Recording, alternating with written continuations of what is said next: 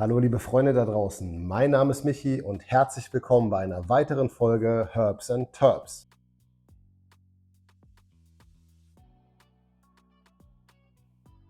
Ja, Wahnsinn, oder? Ist das Wetter nicht gerade draußen richtig schön? Schaut mal hier hinter mir, da leuchtet es richtig schön hell rein. Und ich dachte mir, die Stimmung nehme ich so ein bisschen mit und mache ein kleines Update-Video zu dem, was bei uns hier so im Grow-Keller passiert. Und zwar fangen wir doch einfach mal ganz kurz an. Erstmal, was steht hier bei mir auf dem Tisch? Ihr habt vor 2 Wochen gesehen, ich habe mir hier von Modbricks diesen netten Shop hier gekauft und hatte eigentlich versprochen, dass ich den zusammen mit euch im Livestream aufbaue. Habe mir das Ganze kurz angeguckt, wie das angekommen ist und habe mich dann kurzerhand dagegen entschieden. Denn da ist weder eine Anleitung dabei, noch sind die Tüten irgendwie nummeriert verpackt, so wie ich das von anderen Herstellern gewohnt bin. Es ist quasi ein riesiges Kuddelmuddel. Und ganz ehrlich, wenn ich einen Livestream nebenbei mit euch hätte und Fragen beantworten müsste, dann käme ich hier wirklich nicht dazu. Und das würde dann irgendwann wahrscheinlich dazu führen, dass das Ding irgendwie so aufgebaut wird oder so. Also dachte ich mir, ich baue das einfach mal in aller Ruhe auf. Ihr seht so, mit etwa der Hälfte bin ich schon fertig. Also die erste Etage steht da jetzt. Ne? Fehlt natürlich noch so ein bisschen Verzierung und das Dach oben drauf. Aber ich nehme euch auf jeden Fall gleich mal mit. Dann machen wir hier eine kleine Roomtour in diesem kleinen Shop, der hier aufgebaut wird. Und zwar schaut mal hier, das sind so kleine Türchen. Ja, hier ist so ein Seiteneingang und hier ist so ein Ausgang. Ich nehme mal an, dass hier so ein Außenbereich entstehen soll mit Stühlen und Tischen.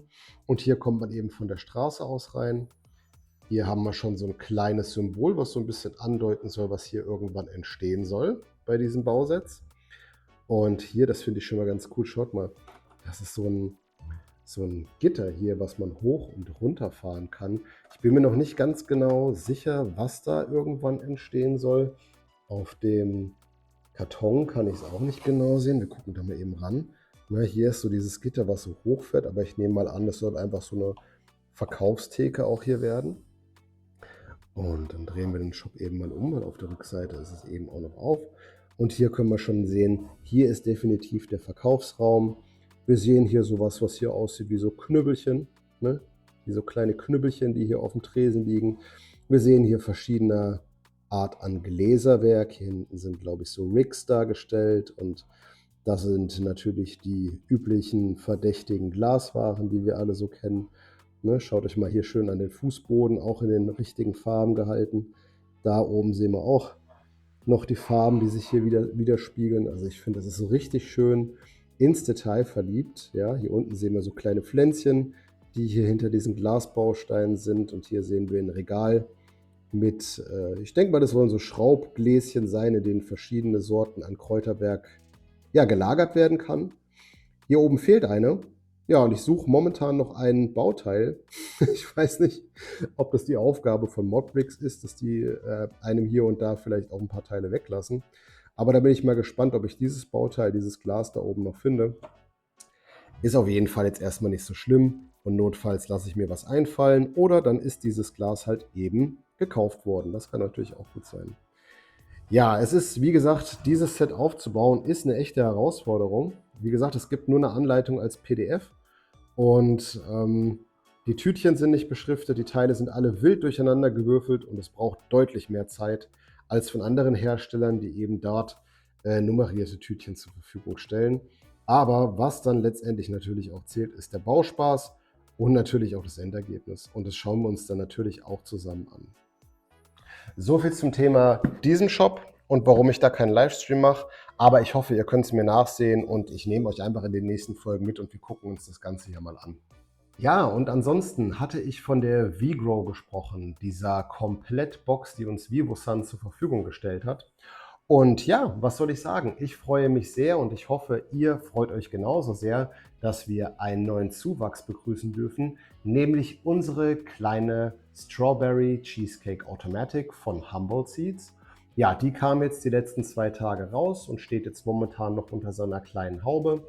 Und damit einfach die Luftfeuchtigkeit so für diese kleine Pflanze erstmal hoch genug ist, bis diese kleine Pflanze eben ihre kleinen Würzelchen in das Kokossubstrat ausstrecken konnte, damit sie dann aus eigener Kraft das Wasser da rausziehen kann. Momentan gieße ich, wie gesagt, noch nicht über diese Autobewässerungsstation, die da drin ist, sondern gebe so einen leichten Sprühnebel immer mal wieder von oben drauf und lasse halt, wie gesagt, diese kleine Glocke für die erste Woche noch so drüber. Beleuchtungsintensität habe ich auf 80% hochgeregelt, sodass die Lampe bei der Pflanze aktuell 300 ppfd liefert. Umluftventilation ist umgestellt worden auf 25 Grad und eine Luftfeuchtigkeit von 70%. Ja, und so darf die Kleine jetzt erstmal ihre ersten Tage in dieser V-Grow verbringen. Ja, und dann würde ich sagen, gucken wir in unser großes Zelt Nummer 1, nämlich das Zelt von Spider Farmer mit 70 x 70 x 1,60 Maß.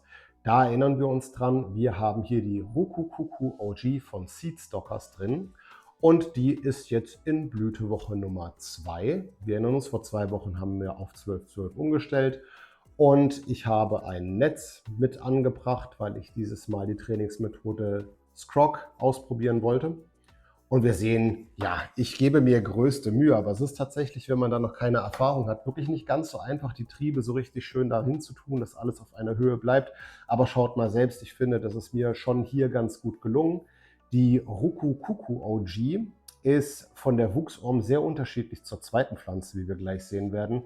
Sie soll sativa dominanter sein und ich finde, sie bildet wesentlich größere Blätter aus, hat wesentlich weniger Verzweigung. Also man merkt, die möchte tatsächlich eher an Volumen zunehmen und nicht klein und gedrungen und buschig wachsen.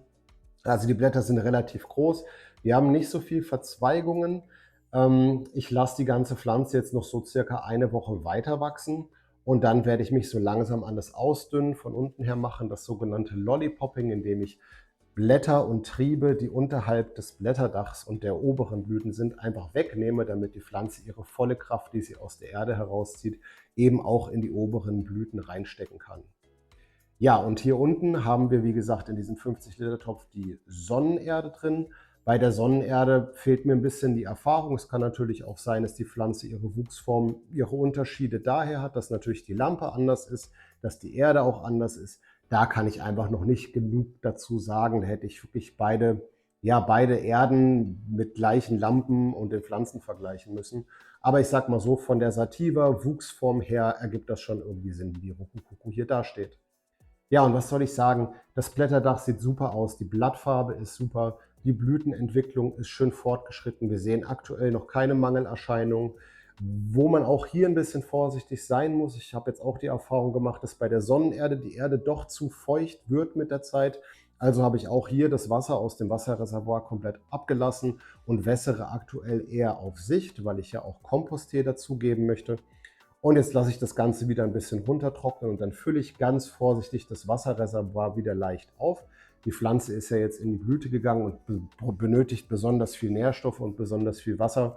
Und da muss ich, wie gesagt, einfach mal ein bisschen vorsichtiger sein, denn diese Ecovit bodenfeuchte Sensoren, die geben, wie gesagt, nur so einen Überblick über das erste Drittel. Und um weiter tief unten in der Erde messen zu können, da habe ich ja noch diese Bodensensoren von Vendowerk. Hatte ich in ein paar Videos mal vorgestellt. Mit denen komme ich ein bisschen weiter runter und kann dann ein bisschen Gefühl dafür bekommen, wie so der Wasserhaushalt aktuell unten im Topfboden ist.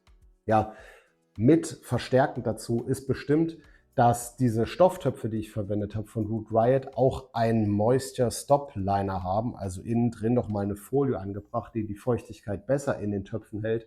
Und da ist natürlich jeder Tropfen Wasser, den man zusätzlich von oben gießt, mit Sicherheit, ja, kann zu einem Problem werden, dass unten eben Staunässe entsteht. Ja, und jetzt springen wir rein zur GG4, die aktuell im Mars Hydro Zelt steht. Die steht hier unter der FCE 1500 Lampe von Mars Hydro. Das ist eine 150 Watt Lampe. Im Spider Farmer Zelt ist ja nur eine 100 Watt Lampe drauf. Und da merke ich auch, die 150 Watt Lampe, die liefert auf jeden Fall konstant besser Leistung.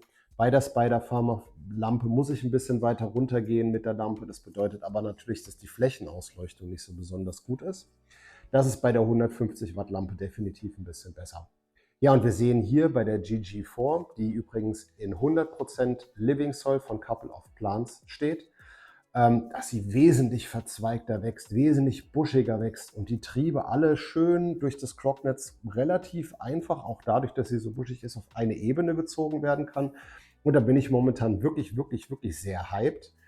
Im Gegensatz zur Rukukuku OG habe ich hier auch schon, wenn ich das Zelt aufmache, ein richtig schönes, das ist so ein richtig warmes, erdiges, schokoladiges Aroma, was so langsam entsteht. Und ich bin richtig gehypt jedes Mal, wenn ich dieses Zelt aufmache. Auch diese Pflanze wächst hier in der Living Soil von Couple of Plants, genauso wie die Rococuco OG, aktuell mit keinem Wasser im Reservoir. Ich wässere sehr auf Sicht und eben mit Hilfe der Sensoren. Halte die Sensoren nicht mehr auf 40%, sondern eher so Richtung 30%, also im unteren Level, und kontrolliere natürlich nach jedem Gießen mit Kompost.de in den nächsten Tagen, wie entwickelt sich die Feuchtigkeit in der unteren Ebene. Ja, und vom Wachstum her, schaut es an, die ist unglaublich buschig geworden und hier werde ich auf jeden Fall nicht drum kommen, in der nächsten Woche auch ein Lollipopping durchzuführen. Also untere kleine Triebe, untere Blätter, die kein Licht abbekommen, wegzuschneiden, sodass ich die ganze Kraft der Pflanze eben auf die oberen Triebe entwickeln kann. Und ich bin, wie gesagt, ultra hyped. Schaut euch an, wie gesagt, die Blüten sehen richtig top aus. Da entwickelt sich gerade richtig viel. Das Blätterdach sieht gut aus. Ich sehe keine Mangelerscheinungen. Und auch diese Zeichen der Überwässerung nehmen langsam ab. Die Pflanze braucht jetzt in dieser Phase sehr, sehr viel Wasser und Nährstoffe. Und da holt sie sich jetzt mehr und mehr das Wasser eben aus der Erde raus, was auch zu viel war. Und sie kann endlich wieder auch die neue zur Verfügung stehende Erde, die dann eben unten austrocknet, auch wieder nutzen, um ihre Wurzeln da reinzustrecken. Ja, und dann bin ich wirklich gespannt, wie wird es in 2 Wochen aussehen. Ja, also wie gesagt, nächste Woche mache ich das Lollipopping und in der Woche drauf werde ich euch auf jeden Fall wieder mitnehmen. Dann schauen wir uns unsere 3 Schützlinge wieder an. Und ich freue mich mega darauf. Ich freue mich über jeden einzelnen von euch, der da draußen meine Videos anklickt. Und ich hoffe, ihr genießt das schöne Wetter da draußen, habt eine gute Zeit da draußen und kommt wieder bald vorbei. Macht's gut und bis bald bei Herbs and Terps.